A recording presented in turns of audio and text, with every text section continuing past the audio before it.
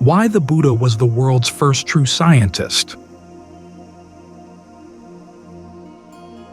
When you meditate, whether you realize it or not, you're actually making some assumptions. That the mind can be trained, that your actions can actually make a difference, and that it's worthwhile to train the mind, because the mind is what determines what actions you're going to take. You're also assuming that there's a pattern to the way action plays itself out. Certain actions are going to be skillful. In other words, they lead to good results. Other actions are not. They're going to lead to suffering, to harm. If there were no pattern, the things you learn today wouldn't be applicable tomorrow.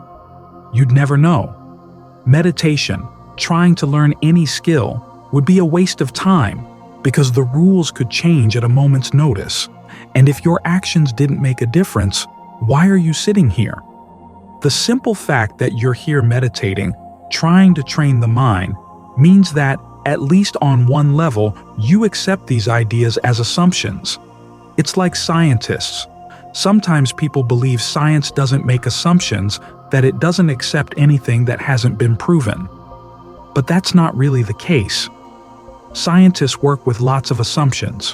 One, if you're going to run an experiment, you have to assume that some things cause other things, and that by changing A, you may change B. In other words, you assume that there are actual causal connections in the world. In fact, that's what you're looking for, to see precisely what those connections are. You also assume that the way you design and run the experiment will make the difference between whether it's a good experiment or a bad one. You're assuming that people, you and other scientists, are responsible for their actions and they can make choices as they design and run their experiments. Some forms of scientific knowledge like to claim that everything in the universe is predetermined by past causes, but the activity of science itself assumes free will. If people couldn't make choices, there'd be no sense in criticizing someone whose experiment was poorly designed, or accepting the results of someone whose experiment was well designed. It would all be very arbitrary. And both sides could simply say, well, I was predetermined to do it that way. That would let them off the hook. You're also assuming that some patterns are universal.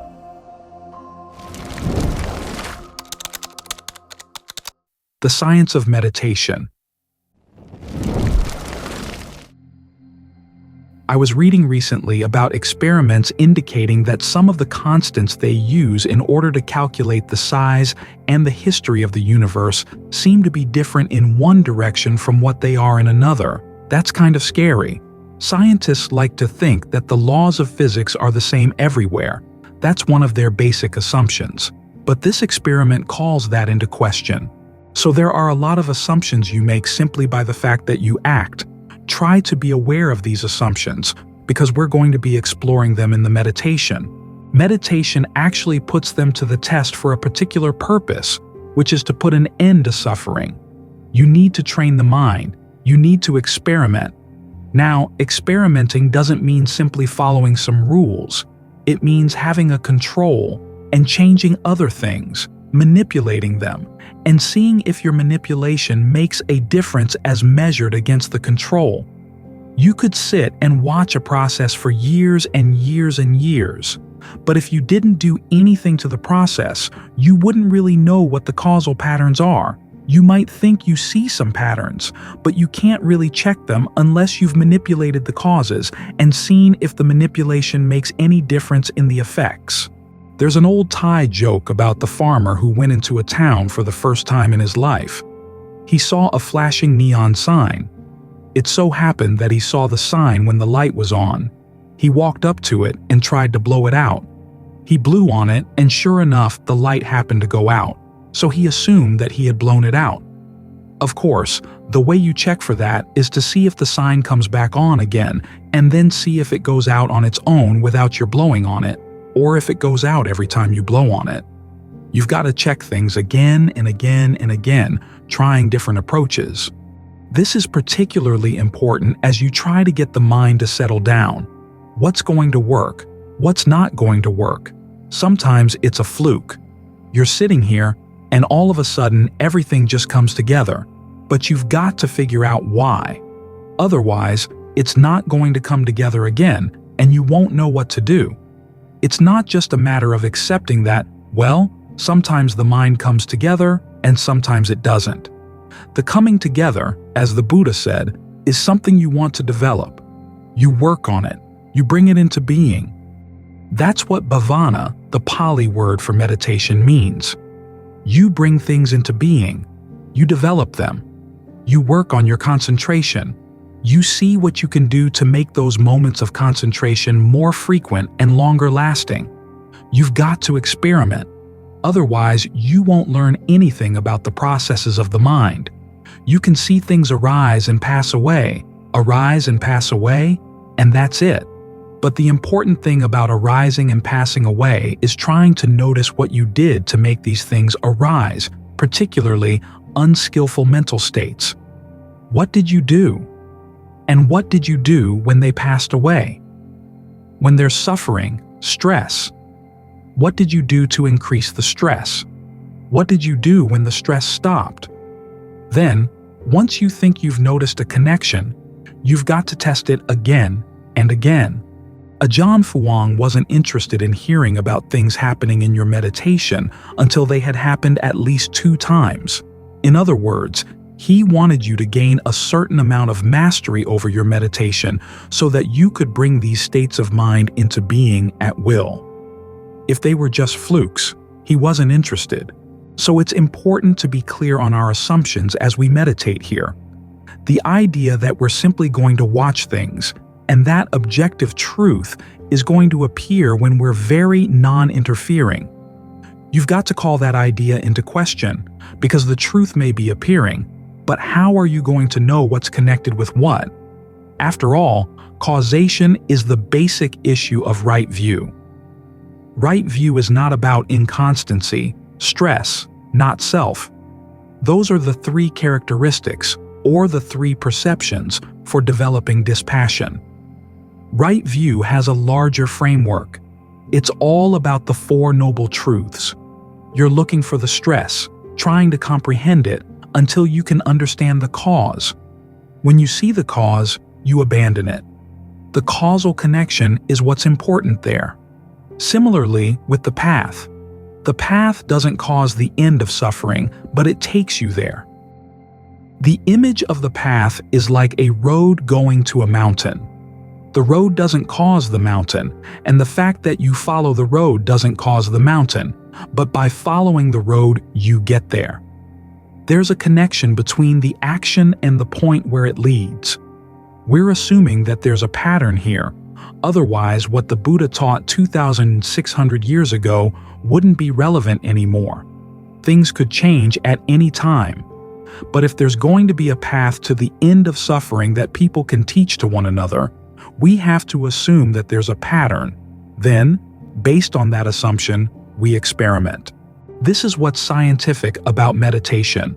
We have some of the same assumptions that a scientist brings to an experiment, that you have free will, the ability to choose how you're going to design your experiment, and that you have to change things in order to learn about patterns. Otherwise, you can go through life thinking that neon signs are going to stay lit until you blow on them, just because one neon sign happened to go out the one time you blew on it. You have to try again and again and again to see what works and what doesn't, what's connected to what. That's where insight arises. And the skill in the meditation comes from learning how to anticipate when something is happening that will be skillful or not. If it's not, what are you going to do to deflect it? If it is skillful, what are you going to do to make sure it really does give its results and that it keeps on giving its results? The only way you can anticipate these kinds of things is by going over them again and again and again. So we try to limit the number of variables here. You're sitting here with your eyes closed, focused on the breath. Well, the mind's going to do a lot of different things even while you're focused just on the breath. You have the choice to decide what to do. You can change the way you breathe. You can change the way you focus. Which aspect of the process are you going to focus on? The Buddha talks about 4 frames of reference in establishing mindfulness: body, feelings, mind, mental qualities, all taken in and of themselves. It's not that they involve doing 4 different kinds of meditation exercises. You stay with the breath, which is an aspect of the body. Then, if you're having trouble staying with the breath, you look at what other issues might be involved. Is there something wrong with the feeling that you're creating with the breath? Can you change that feeling? The Buddha recommends breathing in a way that gives rise to rapture or pleasure. Do you know how to do that? That's one aspect of staying with the breath, but it's connected with feelings too. Or you may look at the mind state that you're bringing to the meditation. Sometimes the mind is sluggish. Sometimes it's down, depressed, and you need to do something to give it more energy, to gladden it, as the Buddha says. Other times, the mind is bouncing all around like a ping-pong ball. When that's the case, what can you do to get it to settle down? If it's burdened by a particular assumption, if it's burdened by a particular thought, what can you do to get it out from under the burden? That's using the mind as your frame of reference. You're still there with the breath, but you're looking at the problem from a different angle, the angle of how the breath is related to the mind. Finally, there are dhammas, mental qualities. This frame of reference gives guidance for when you see that something keeps pulling you away. How can you deal with it effectively so that you don't keep on being distracted by it? What qualities do you need to let go? What qualities do you need to develop? All of these 4 different frames of reference deal with different aspects of the problem of how you stay with the breath. The skill here is a matter of learning to read the situation, to notice which aspect you have to focus on. This comes with practice, and it comes with experimenting, tweaking things. I think it was Kurt Vonnegut who compared scientists to little kids, people who still like to play even as they grow up. And most of the famous scientists were like that. They would play with ideas. They would play with possibilities. That's how they discovered things that other people hadn't discovered before or hadn't even thought of before. Science is not a body of knowledge. It's an approach with assumptions.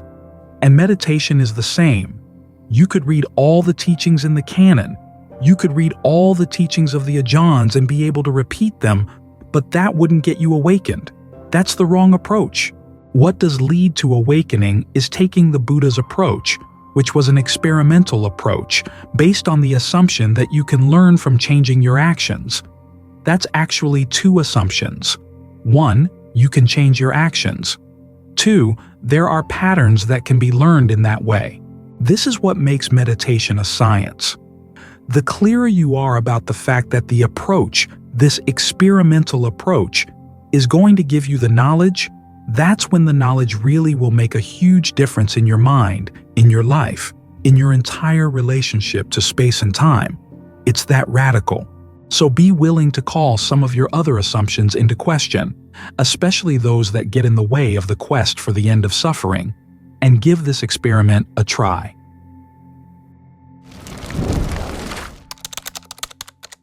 How and why we meditate. We start with thoughts of goodwill to remind ourselves of why we want to meditate.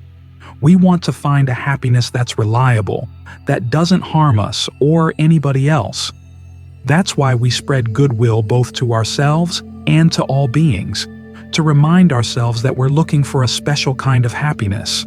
Then, when we're clear about why we're doing it, we settle down to business. Here, the business is watching your breath. Take a couple of good, long, deep in and out breaths and notice where you feel the breathing in the body. You feel the passage of air through the nose, but you also feel the rise and fall of the chest, sometimes the rise and fall of the abdomen or the shoulders. Notice where the feeling of breathing is most pronounced. Allow your attention to settle there and keep it there all the way through the in-breath, all the way through the out, and even in the moments between the breaths.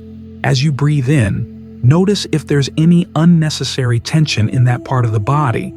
It may be that the breath is too long, so that as you get toward the end of the breath, it's beginning to feel uncomfortable. Well, allow the breath to grow shorter. Or, if it's too short and you feel like you're not really getting the full energy of the breath, allow it to stretch out a bit.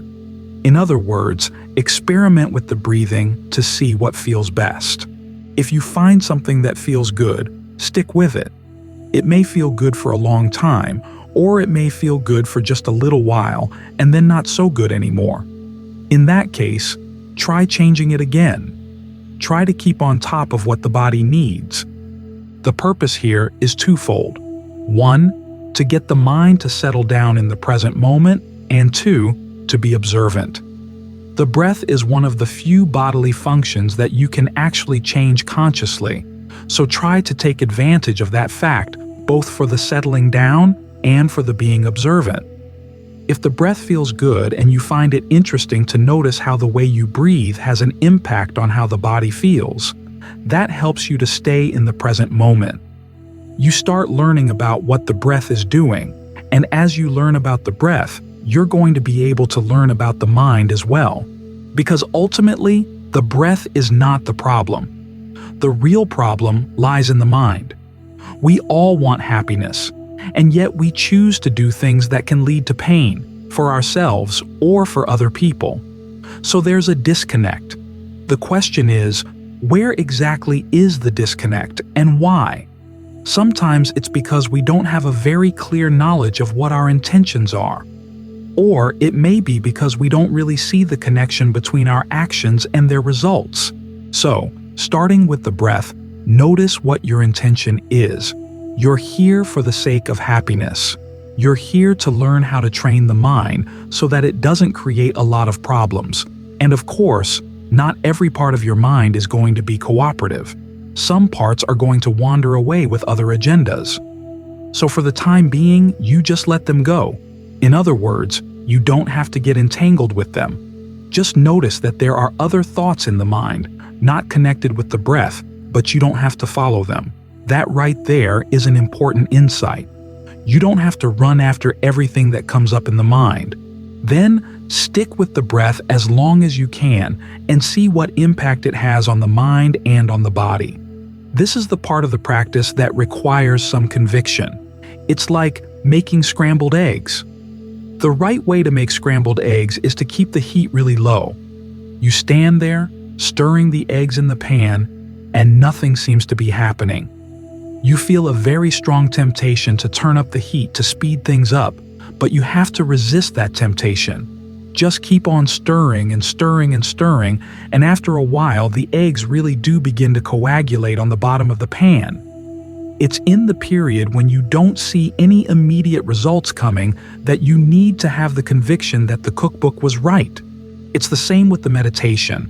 There are times when you sit in meditation and nothing much seems to be happening, and so you need the conviction to stick with it, to give it time to do its work. This is why we have the chants on the Buddha, the Dhamma, and the Sangha prior to the meditation, to remind ourselves that this path we're following here is not a brand new path. It's not something we just recently cooked up. In fact, the Buddha himself said he didn't invent the path. He discovered an old path. There had been Buddhas before him, awakened people before him, and this is the same path they all discovered. We have all of the Buddha's awakened disciples guarantee that, yes, this path does work, so you just stick with it. Part of the mind will complain because of course the mind still has its greed, aversion, and delusion. It's not the case that you sit down, close your eyes, and they all go away. They hide out for a while, but they're going to come up again, and they're going to complain. They'd rather do this, think that, go here, go there.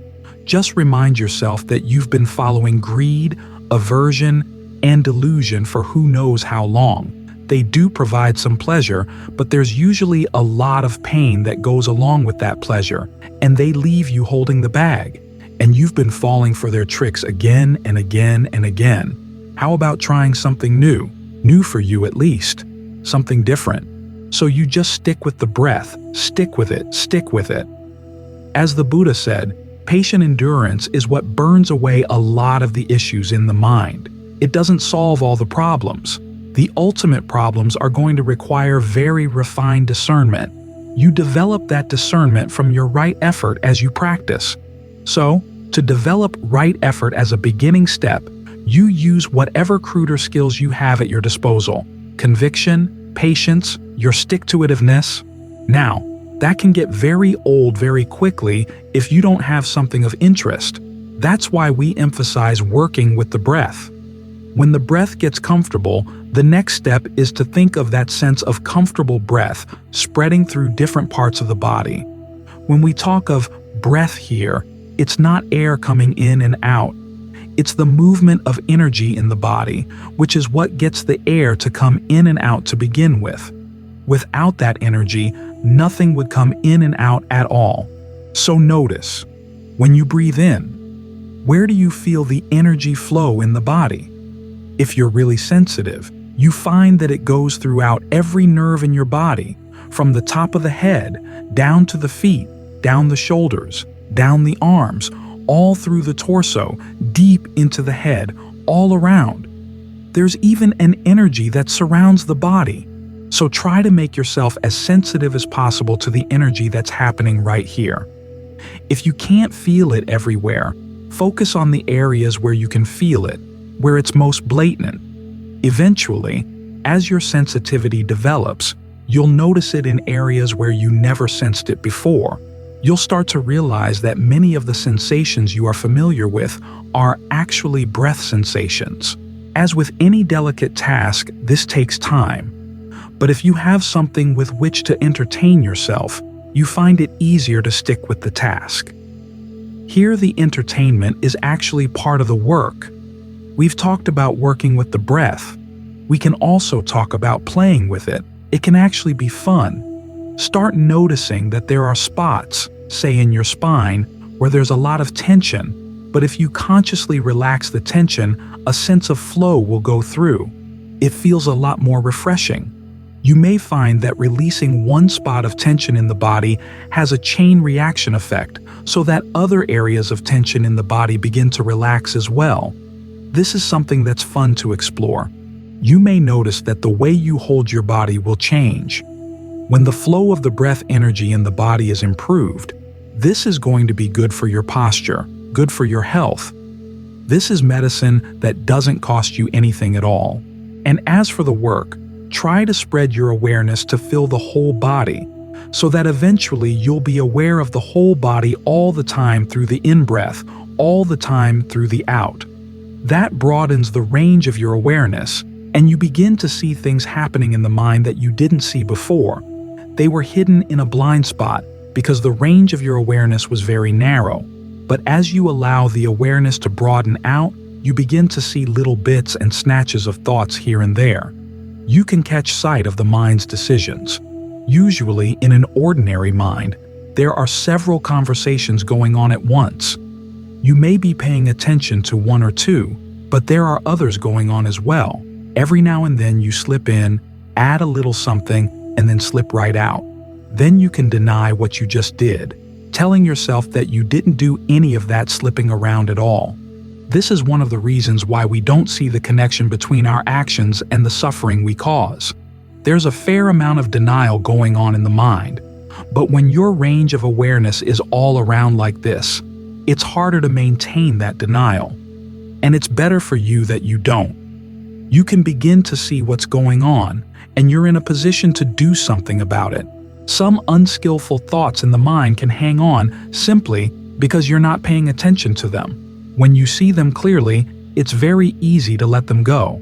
There are others, though, that are going to require more work, what the Buddha calls exerting a fabrication, or fabricating an exertion. He uses both phrases. What they both mean is that you have to do some conscious work in order to understand why you're stuck on this particular kind of action or kind of thinking. Then you make the effort to provide the mind with an alternative, a more skillful alternative to the way you've been thinking. And it turns out that the way you breathe is very intimately connected with all of this. It's called bodily fabrication. As I said, it's one of the few functions in the body that you can intentionally change, so you work with that, and put it to use. Suppose that anger comes up in the mind. One of the first things you can do about it is to notice where in the body is the tension that goes along with the anger. Then try to breathe through it. Think of the breath energy as just dissolving that tension away, allowing it to dissipate out into the air so you don't have to keep carrying it around. Or you don't feel burdened with the need to get it out in your words or your deeds. As you're working with the breath, you also become sensitive to two other kinds of fabrication the Buddha talked about. One is called verbal fabrication, which is the way the mind talks to itself. It directs its thoughts to a particular topic, and then it starts evaluating the topic and deciding what it likes and what it doesn't like, what it wants to do and doesn't want to do with regard to that topic. When you're working with the breath, you're engaging in just that kind of verbal fabrication. You become more conscious of it. You realize that you can change the way you talk to yourself about things, especially when you start getting new perspectives about what's going on in the present moment, as to what's going on in the mind and what's going on in the body. Then there's what the Buddha calls mental fabrication, which are the perceptions, the labels we apply to things, along with feelings, feeling tones of pleasure, pain, and neither pleasure nor pain. And again, as you're working with the breath, you get hands-on experience in how you can shape these things and use them to shape the state of your mind. When you stick with the breath, you're also holding a particular perception of the breath in mind. If you think of the breath simply as the air coming in and out of the nose, that influences how you're going to breathe and the way you experience the breath. But if you think about the energy in the body as being breath, then it can go anywhere in the nervous system. It can go through anything at all. That gives you another perception. It's going to change the way you actually experience the breath. You can start to think of all those little tiny nerve endings going all the way out to the pores of your skin. They've got breath energy too. If you hold that perception in mind, how does that change the way you breathe? How does it change the way you feel in the present moment? Does it feel more pleasant? If not, what other perception of breathing can you think of that would? So as you focus on working and playing with the breath, you're getting some conscious experience in learning how to manipulate what the Buddha calls bodily fabrication, verbal fabrication, and mental fabrication to create a sense of ease within the body and mind. Then you can use those same fabrications to deal with whatever else comes up in the mind. For the time being, you don't want to get too involved in analyzing any distracting thoughts. Work on using these three types of fabrication to make your concentration as solid as you can. After a while, though, as you get skilled at these types of fabrication and you feel solid in the present moment, you can turn and look at whatever in the thought seems so attractive. You can start analyzing the thought in terms of the three types of fabrication. How are you breathing in relation to the thought? What things are you saying to yourself that give rise, say, to greed or aversion or delusion? What are the perceptions or mental labels lying behind these thoughts? And what kind of feelings surround them? Can you change those things? Fabricate something different so that when an incident comes up in your life that you would normally react to with anger, can you refabricate your reaction? Something that would give rise to lust. Can you refabricate that so that the aversion, the anger, the lust don't hold any appeal? Two things help to cut through that appeal. First, simply having access to a greater sense of well-being as you work with the breath and play with the breath gives the mind sense of hunger, just wanting some action, wanting some entertainment, less of an edge. Second, you see that the way you normally react is optional. It's causing stress that doesn't need to be there. You see that you're creating an awful lot of the situation just by the way you're looking at it. And if it's causing stress, well, why not look at it in a different way? Why not breathe around it in a different way? Perceive it in a different way. Evaluate it in a different way. These are some of the lessons you can learn by working and playing with the breath like this, allowing the mind to become more firmly settled in the present and to see things a lot more clearly. You come to understand this process of how you fabricate your experience, and you can use that understanding to eliminate all the stress that the fabrication creates for the mind. This is one of the Buddha's major insights. There's an analysis of suffering and stress called dependent co-arising, which describes all the different factors that, based on ignorance, give rise to stress and suffering. Half of them, including the 3 types of fabrication, come prior to sensory contact.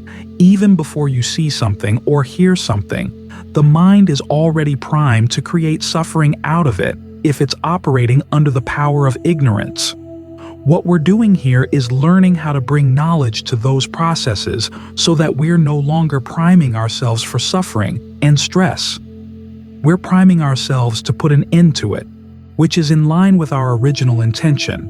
We want to be able to see why the actions we do for the sake of happiness end up leading to stress, and how we can change those ways so that we can actually act in a way that leads to true happiness. We break things down into very simple components so that we can manage them. We realize that this is a problem we can manage. That's the good news of the Buddha's teachings, that even though we may be causing ourselves stress and suffering, we can put an end to it. If our suffering really were caused by things outside that were beyond our power, then there'd be no hope. Or if it were caused by things we were doing that we couldn't change, there'd be no hope either. But here we're making choices. We're probably not making them all that wisely, but we do have some wisdom. We do have some discernment. It's just a matter of applying it, giving it a foundation here in the present moment, and then really using it to look carefully to see, where are we creating unnecessary stress and suffering for ourselves? What can we do to change? It's by using our wisdom and discernment with these basic, immediate things, exercising them with these questions, that they develop and grow. When the mind is well settled and well centered like this, it fosters a sense of well-being. That sense of well-being is important. If, when you're feeling down on yourself and you're already feeling uncomfortable inside, you'll do nothing but criticize yourself, and that can be a dead end.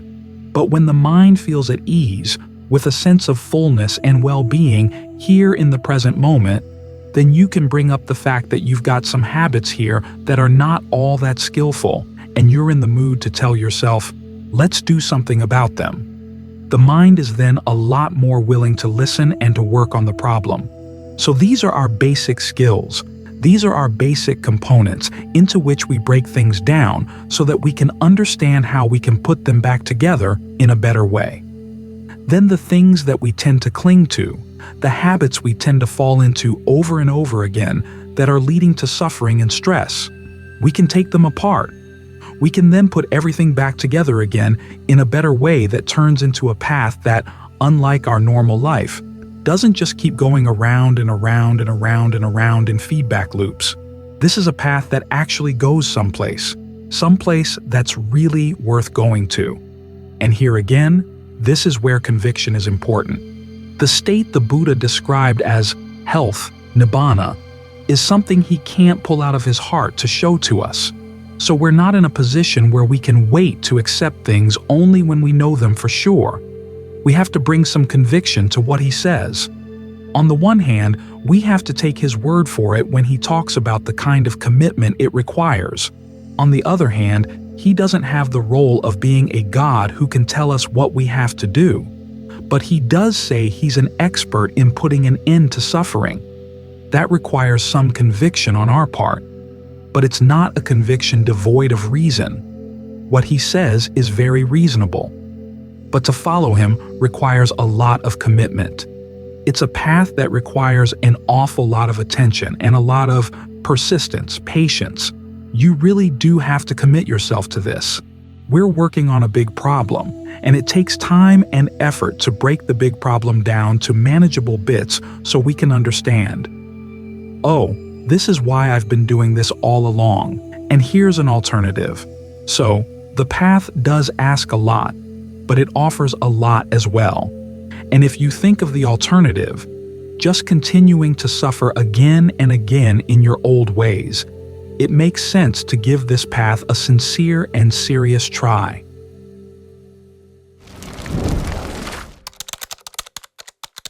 A meditator is a good friend to have. When they talk about things being unconscious or subconscious, it's not that there's a basement in the mind where whatever happens has to be unconscious and in the dark. It's simply that we're not paying attention. Thoughts go flitting through the mind and then leave an imprint on the body, or events in the body can have an impact on the mind. All too often, if we're not aware of this, the tension builds up and results in a sense of being burdened, being weighed down. The Buddha's essential insight is that much of that being burdened or weighed down is totally unnecessary. In fact, none of it is necessary. There may be stress in the body, but it doesn't need to have an impact on the mind. As the Buddha says, when people are in physical pain, it's as if they were shot by an arrow, and then they shoot themselves again with another arrow. The sense of being burdened or victimized by the pain. That image has always struck me as a little too weak. We don't shoot ourselves with just one extra arrow. We shoot ourselves with many more arrows, a whole quiver of arrows. And of course, the act of shooting ourselves with those arrows makes the original pain even worse, to say nothing of all the pain of the extra arrows. So no wonder we feel burdened all the time. No wonder we feel victimized, or at the very least, that something is wrong. So what we do when we meditate is that, instead of looking for the answer outside, we look for the answer inside. What are we doing here that's adding all that unnecessary pain? This is not a selfish question. If you can stop adding that extra pain to your own mind, you're less burdened, and you're less of a burden on others. You can actually start paying attention to how other people are getting along. This part of the practice tends to be underappreciated, but meditators are really good friends to have, precisely because they've learned how not to weigh themselves down all the time. When they're not weighed down, they can actually be of more help to others. When pain comes along, whether it's physical or mental, they realize that they don't have to take it personally. There's a passage in the canon where the monks are talking, and one of them, Ven Sariputta, says, "You know, I was thinking today, is there anything in the world whose change would cause me grief? I couldn't think of anything at all." And Veni, Ananda, another one of the monks, says, "But what if something happened to the Buddha? Wouldn't that cause you grief?" And Sariputta replies, "No, I'd reflect on the fact that he was a great human being and had been very helpful to many, and it's a sad thing he couldn't live on, but I wouldn't feel any personal grief around that." And Ananda says, "That's a sign that your conceit has gone." Conceit here meaning not necessarily pride or arrogance, but more a sense of who you are and how you take things personally. If you can be in a difficult situation and not take the loss or change personally, you're actually more helpful to others than you would be otherwise. I've seen many cases where people are crying over someone who is about to die, and a lot of the crying has to do with how much they're going to miss that person, how much grief they feel. That's not all that helpful to the person who's dying. The best gift you can give to someone else who is in trouble is that you've taken care of your habit of personalizing the grief, of focusing on how much you're going to feel the loss, how much you're going to feel deprived. Once you've gotten past those issues, you can look more carefully. What does this person need? How can I be of help? We were talking today about helping someone who's dying. The first thing the Buddha said is to try to make sure that the person isn't worried. There are two cases in the canon. One is of a woman whose husband seems to be on his deathbed. So she goes and tells him, "Don't worry about me. I'll be able to take care of myself when you're gone. Don't worry about my financial situation. Don't worry about my turning away from the Dhamma. In fact, I'll be going to the monastery even more now. So put your mind at rest." And it turns out that the husband doesn't die, at least not then. he recovers and he goes to tell the Buddha what his wife told him. The Buddha replies, "Do you realize how fortunate you are that you have such a wise wife who has your best interest in mind?" There's a similar case where one of the Buddha's cousins, Mahanama, learns that the Buddha is going to go away at the end of the rains retreat. So he asks the Buddha what to do, what to say, if anybody is dying while he's gone. What should I tell him? And the Buddha says, the first thing to tell him is to not worry about his family. Regardless of the situation, the fact that you're worried now isn't going to help anybody, so drop those thoughts from your mind. But the Buddha doesn't just leave the person there. He then tells Mahanama to ask, "Are you worried also about the sensual pleasures you're going to be leaving?" If the person says yes, then Mahanama should say, "Try to set your mind on higher levels of being where the sensual pleasures are more refined." In this way, he should keep advising the person to take his thoughts all the way through even higher and higher levels until he gets to the Brahma world, where the pleasure is the same pleasure we gain from a really concentrated mind. If the person can keep that up, then the Buddha says to tell him to let go even of that type of pleasure. That, too, is impermanent. The sense of identity you would build around that is impermanent too. Let go of it. If the person can follow you all that way, then he or she can gain total release from all kinds of suffering. That's a huge gift you can give to someone who's dying. It's not always the case that the person dying can follow you that far. It generally would require someone who's got a good meditative background, but you never know. Still, your first duty always is to try to pull that person away from any worries and then advise them to set their minds on something good. It could be the good things they've done in the past, which doesn't mean the good times they've had, because that gets people sentimental and that can get them really upset. Instead, have them think about the times they were generous, the times they were virtuous. If they have any meditative background, try to remind them of that. Give them something good to hold on to. This means that you're not putting your own sense of loss in the way of really helping them. This is why a meditator can be a really good friend. Someone who really is concerned with your welfare, who is not only thinking of his or her own sense of loss or sense of pain, and who is not being burdened by those extra arrows. In my own case, many of the people in my family wondered what good it was to have a monk in the family. But then one year my father went through a severe depression. I was in Thailand, and only after several months was I able to make my way back home. Within a couple of weeks, after talking to my father and letting him talk, he was out of the depression. This was after my brothers had been trying for months to help him. That's when one of my brothers said, "You know, it really is good to have a Buddhist monk in the family." Of course, you don't have to be a monk. Anyone who has trained his or her own mind is a good person to have in the family, a good person to have as a friend. So as you're meditating here, remind yourselves, it's not just for us that we're doing this. We're doing this so we can also be a help to others. The less we burden ourselves with our own sufferings, the stronger we'll be. If we're not carrying huge loads around, then when we find somebody else carrying a heavy load, we have free hands to help them put their burden down. In that way, your training in good friendship can continue. As the Buddha says, you try to look for good friends, people you can rely on, not only so that you can gain their help, but also so that you can learn from them what it means to be a good friend. In that way, you can pass on the gift. Responsible for your goodness. Each time you sit down to meditate, remind yourself that this is the most important thing you can be doing right now. It's the most important skill you can develop in your life. The ability to drop all your other concerns and focus on what really is your responsibility, which is the shape of your mind. It's so easy for us to talk about how we're responsible for things outside, and that is part of our goodness. But where does that goodness come from?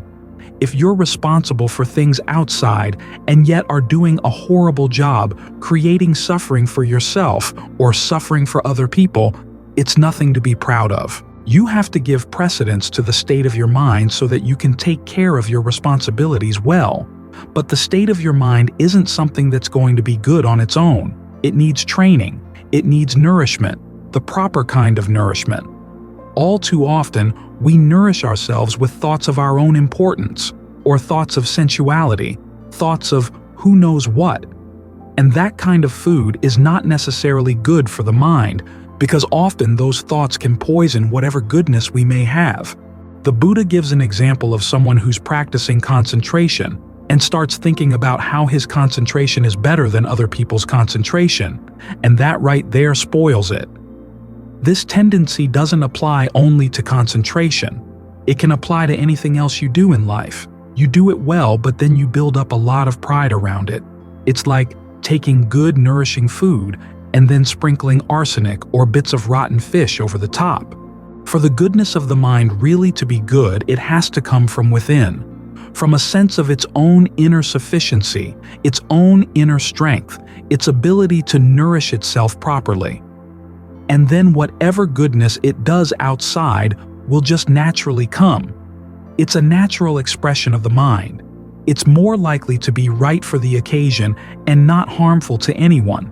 So to really be responsible, you have to take responsibility for this, the state of your mind, right now, and your ability to protect it, look after it. That means you have to give it a lot of attention. It also means you have to be willing to put aside a lot of other connections in your life. When Luang Pu Uthai was here these last couple of days, that was one of the things he repeated over and over again. Our need to be quiet, the need for restraint, the need to focus on what really is our responsibility, which is the shape of our mind. No one else can do this work for us. You see this when you're dealing with other people.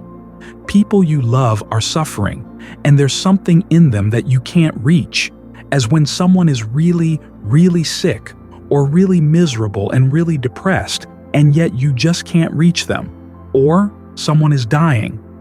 You realize that if that person had taken care of his or her own mind, he or she wouldn't be suffering, and we would be suffering a lot less.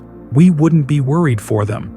Which means that one thing we can do now for the people who will be around us when we die is to develop skill in nourishing the state of our mind. So this is your number one responsibility, the shape of your mind right now. And the goodness of the mind is something that doesn't need to be decorated. It doesn't have to have a lot of pride or conceit or anything. You may need to develop a certain amount of pride or conceit as you're working on these skills. But as the skills get better and better, you find that pride and conceit are really unnecessary and they get in the way. You can put them aside because the goodness of the mind in and of itself is its reward. So we focus on the breath to try to bring the mind first to what the Buddha calls a state of seclusion. Put aside any unskillful thoughts that come up. Try not to get entangled with any concern that they're arising as a blemish on your ego. What the hell? They're here, but you don't have to get involved with them. They're going to come, but then they're going to go. You just don't have to get involved, and you learn how to pull away from them. It's not that you're in denial about them, it's just that you don't have to participate in whatever stories they want to get you involved in. You see them come, and then you just watch them go. You've got a place to stand here with the breath, apart from them. So try to make the breath as comfortable as possible. This is your nourishment along the way to getting the mind in really good shape. This is the energy field in the body that allows the breath to come in, allows it to go out. It nourishes the nerves, nourishes the blood vessels, and allows the body to move. It's our most direct experience of the body, and yet we tend to look past it. We tend to see the solidity of the body as prior, and then wonder how we can get breath to go through the solidity.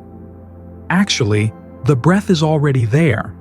As far as our awareness is concerned, the breath is primary. It comes first. The reason why healthy breath energy is nourishing to the mind is because it's so near to the mind. It fills your awareness of the body with a sense of comfortable energy. That energy becomes the medium through which you experience every other aspect of the body. When that sense of well-being nourishes the mind, you're in a much better position to look at your own drawbacks and not get ensnared in all the stories and back-and-forth recriminations that usually build up when you notice you've been doing something unskillful. That's because you now realize you don't have to identify with those things. They're just there. Causes have created them, and when the causes are removed, they'll go away. Of course, one of the big causes that keeps these things going is that you're paying attention to them. You want to get involved in them. So you learn how not to pay attention to them. You starve them. Then all these distractions and other things that pull you away from centering in on the mind don't have a foundation. They slip away. Part of the mind will say that you're missing out on something important. But although it's true that there's a lot in the world that you're missing, you're not really missing anything important if you haven't taken care of the mind first. This is your top responsibility. You can't put it off to when you're old. You can't put it off to weekends or to next year's retreat.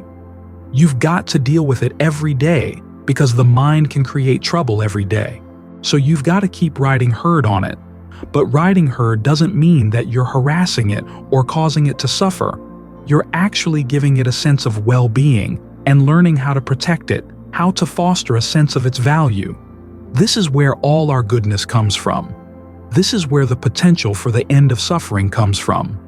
The suffering that we're creating with our minds right now is the problem. So you've got to solve the problem where the cause is. And it turns out that in the midst of this cause, there's something that's deathless. Only it doesn't lie in the midst of things. It's a different dimension. It's out of space and time. But it's contacted right here. The Buddha doesn't talk much about it. He says it's something you realize by doing the practice. We were talking today about trying to get our heads around the idea of what this deathlessness might be like, but it's not something you get your head around. You try to get your head around suffering so you can comprehend it, to the point where you can develop dispassion for the things that make you cling to it. As for the cause of suffering, you try to get your head around it enough to abandon it. But the end of suffering, the cessation of suffering, is not something to comprehend. You discover it. It's there. And regardless of how wonderful your theories are about it, or how accurate your ideas may be about it, there's no way they can touch the actual reality of this potential, this dimension. But we can talk about developing the path, using the strength we gain from concentration to look into the ways in which we're causing suffering and learning how to abandon them. We do this by looking into the most paradoxical habit of the mind, which is that it likes to create suffering. We don't understand why this is happening. We want happiness, we want pleasure, and yet the things we do end up creating so much suffering. We're attached to things that are causing suffering because we don't see the connection. Or if we see the connection, we don't think there's any alternative. So when the Buddha talks about the path, it's to remind us that there are alternatives, good ones. And when he does talk about the cessation of suffering, he tells us enough to let us know that it's really there, and it's really good, and it's really worth going for. It's much better than all the other ideas we have about who we are, or how great or important we are, or how horrible we are. All these stories where, whether we think we're good or bad, we're making ourselves the hero, we're making ourselves the heroine, none of which are helpful. You need to look into the state of your mind right now. How is it dealing with itself? How is it dealing with its thoughts, its cravings? How is it dealing with the good parts of the mind? What is it doing to maintain them, to give them importance? Those are the questions you really want to ask, and those are the ones you want to focus on answering. Because by focusing on them, you can find something really good in the mind. When you've got that real goodness, then you don't have to create all the artificial forms of goodness that we build around ourselves, our self-image, our idea of how important we are in this way or that. This then gets reflected in the way we're generous, The Buddha talks about how the different levels of generosity that come along as we're practicing get higher and higher until finally we get to the state of awakening. Then generosity is just a natural ornament of the mind. In other words, the goodness we do for other people at that point isn't done because we want something out of them, or because we want something out of being good.